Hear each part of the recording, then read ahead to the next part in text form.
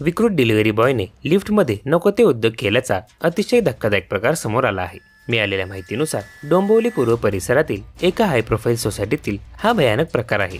त्या सोसायटीमधील एका वयोवृद्ध रुग्णावर फिजिओथेरपीची ट्रीटमेंट सुरू आहे। गेल्या काही दिवसांपासून एक महिला डॉक्टर त्या रुग्णाच्या घरी येते।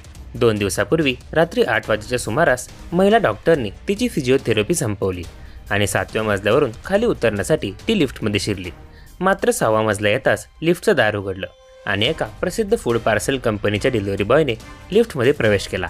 त्यानंतर लिफ्टचं दार बंद होताच त्या तरुणाने समोरून महिला डॉक्टरशी अंगलगट करून गैरकृत्य करण्याचा प्रयत्न केला। अचानक झालेल्या प्रकारामुळे ती महिला डॉक्टर प्रथम घाबरली, पण तिने त्याचा जोरदार प्रतिकार केला।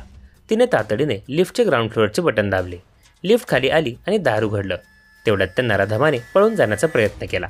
त्या महिला डॉक्टरने त्याला रोखण्यासाठी त्याच्या शर्टची कॉलर पकडण्याचा आणि त्याला थांबवण्याचा बराच प्रयत्न केला। मात्र त्या तरुणाने तिच्या हाताला जोरदार झटका दिला आणि तिथून पळ काढत तो पसार झाला।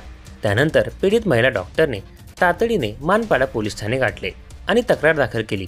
या घटनेची गंभीर दखल घेत मानपाडा पोलिसांनी अवघ्या काही तासातच आरोपी धोत्रे याचा शोध घेत त्याला बेड्या टाकल्या। तो डोंबिवली पूर्वेचाच रहिवासी असल्याचे समजते।